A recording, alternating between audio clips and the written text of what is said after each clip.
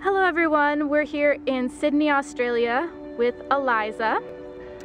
We're going to do a little bit of an interview about life, about Eliza in general, and just start taking in the perspective of this divine being. So Eliza, where are you from? Started with the hardest question. I'm American and French, and I just moved to Sydney from Berlin, Germany after 6 years. Tell us a little bit about your childhood, like briefly, and then if you were raised in any type of religion. Oh, interesting question. So my family was Mormon, not fundamentalist Mormon, but Mormon until I was 6 years old. And then they stopped going to church. And so I pretty much had this shift of, oh, you have lots of rules to you don't have any.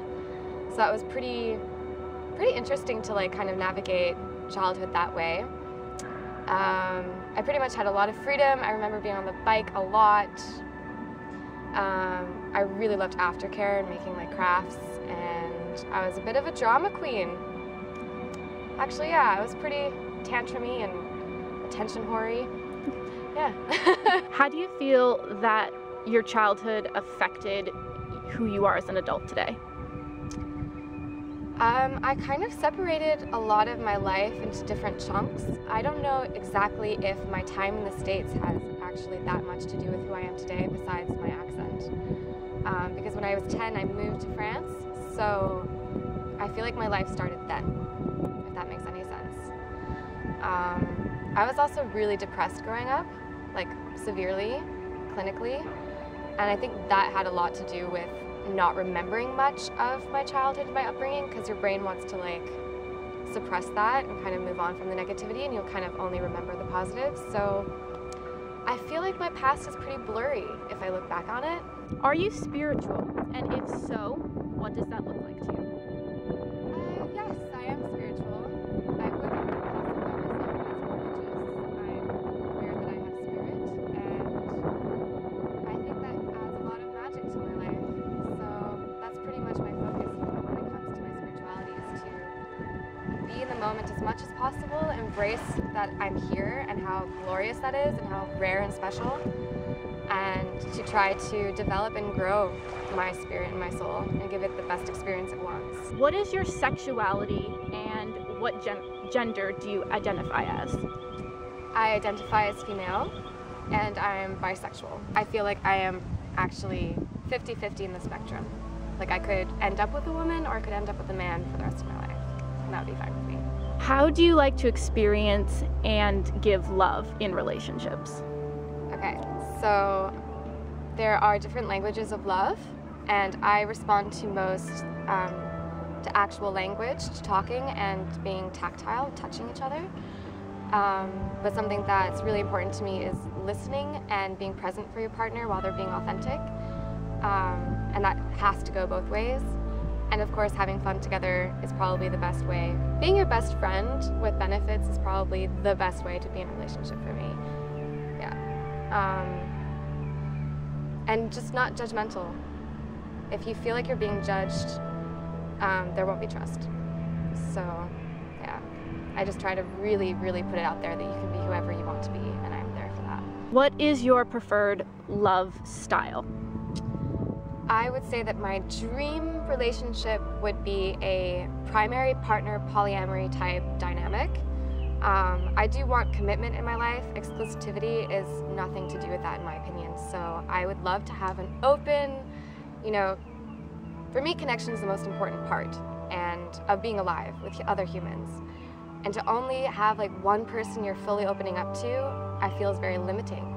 So I would never tell my partner like, oh, you could not have coffee with one girl from the opposite sex. Like, that's gonna put me in this weird jealousy thing. Maybe it would, but they need to experience that, and I don't want to limit them. And yeah, I would say I'm mostly polyamorous. What is your favorite place in the world? Kind of looks like this, but it's not this. There's this lake where I'm from in France. It's the Gorges de Verdon.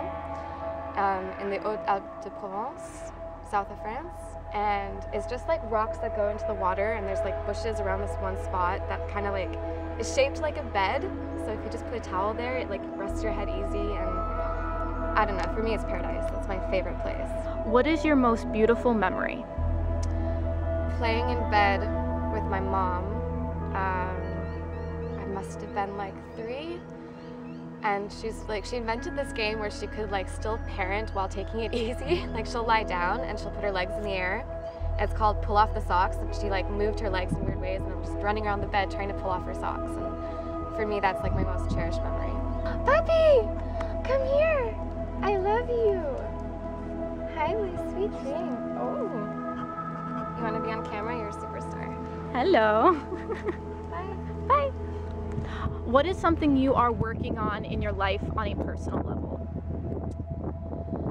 I think moving to Australia very recently, I'm starting to like come into my confidence and my strength in a way that's never been done before. I had to give up literally everything to be here, and in a sense that actually I lost characteristics of myself and I'm gaining new ones. So I'm kind of right now just trying to figure out who is this new Australian Eliza. And I'm starting to really like her. She's really fierce and strong, and she knows what she wants, and selfish in a good way, and independent. I don't feel I need anyone right now, and that really is really nice. And on a spiritual level, at this moment, so the reason I moved here, one of the big reasons, was because in Berlin I felt that I wasn't around people to teach me anything about spirituality. I felt that in my circles, I was the one who was the most spiritually grown, and so I was teaching them, and I felt like I didn't know enough to be that person to have that role. And so coming here, I really feel like that's something I want to focus on, is to grow spiritually and learn more about it. What scares you? Perhaps never finding that partner to grow old with. That's kind of scary, and this is kind of the age where you're meant to maybe meet that person. Maybe not necessarily, but that's kind of what was in my head, and it's not happening yet, so that's a little scary. Also scary that I don't know what my career is like, and I'm someone who can't settle down. I'm someone that kind of has commitment phobia, and I'm scared of that ruling my life too much, that I'll never stick with one thing. What is most important to you? Relationships. If you can master one thing, what would it be? Dance. What is one place you need to see before you die? The pyramids are coming into my head, but I also really want to see the Rainbow Mountains in China. That's a really hard question to pick one, but I would say the pyramids have been on my list for a really long time. I've been to Egypt, but we didn't see them, and I feel like that really was gut-wrenching for me. If you knew you couldn't fail, what would you do with your life? I would probably do more online stuff. I think I would love to blog or vlog or make a podcast or something. I feel like I can't do that right now, and I really want to get over that challenge of that.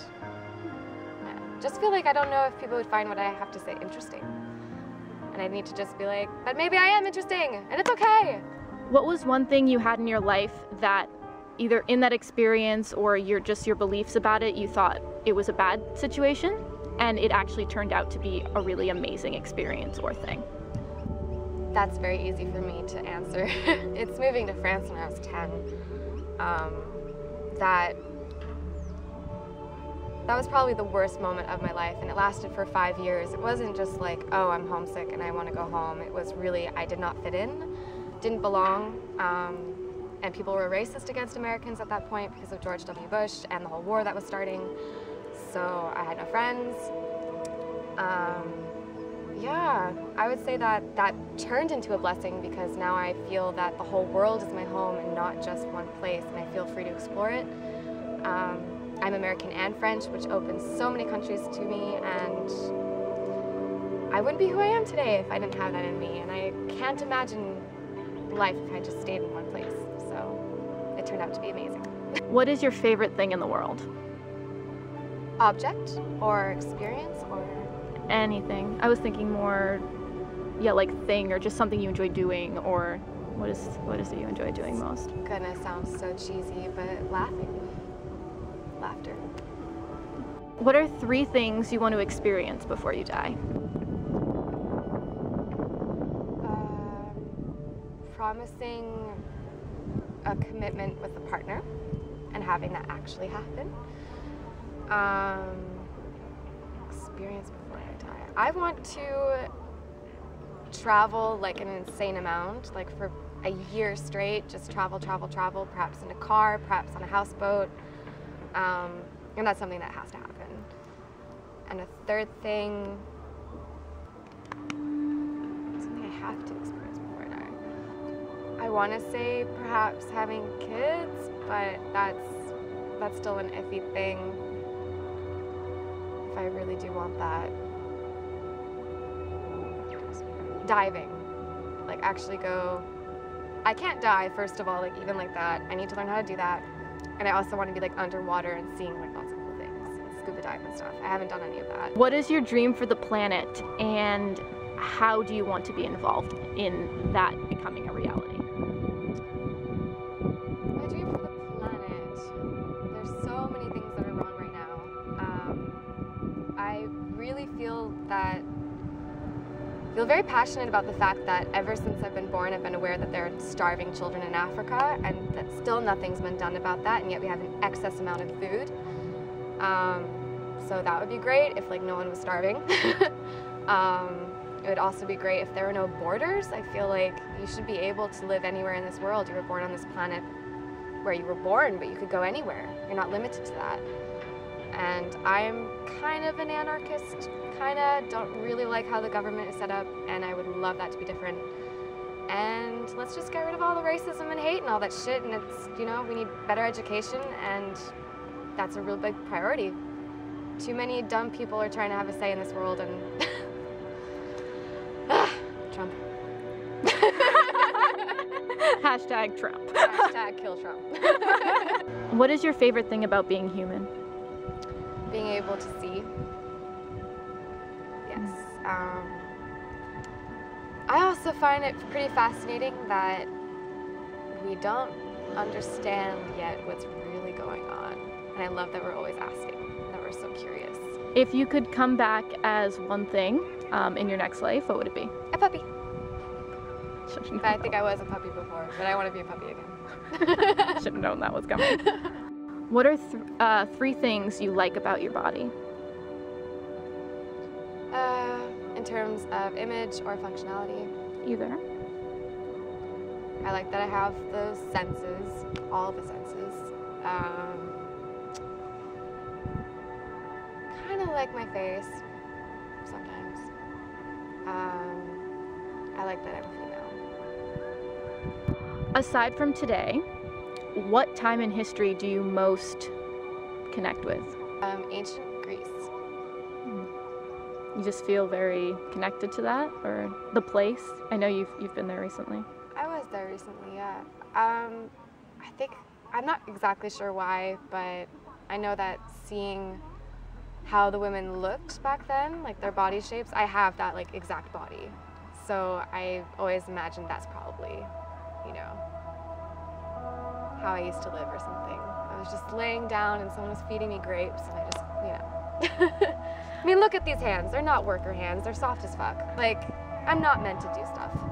I'm meant to lie down. That's my purpose in life. Meant to chill. Do you connect with this time in history? Do you feel this is one of your... Do you feel out of place in this time, or do you feel like you resonate with this? I resonate, for sure.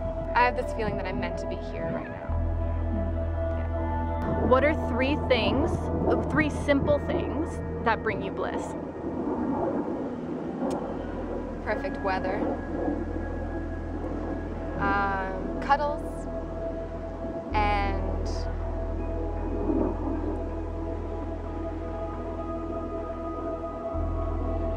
I really like crystals. I think they also, yeah, they definitely do something to me. Tell us one random fact about yourself. This is random. So when I speak German, I have a French accent, and when I speak French, I'll have an American accent, and it's pisses me off that I can't have a French accent when I speak French anymore. Because I used to have it. I used to sound really French, and it's gone. Really annoying. And for our last question, if you could tell the whole world one thing, what would it be? Here's my opportunity to shine. Oh gosh, I think this won't surprise you at all, but it would be that you are the universe experiencing it as a human being for a little while. And I think the people that are not aware of that need to know that. Because that's just a simple thought that can open you up and wake you up and realize that it's pretty phenomenal that you're here and you are everything. Yeah. Well, thank you very, very much.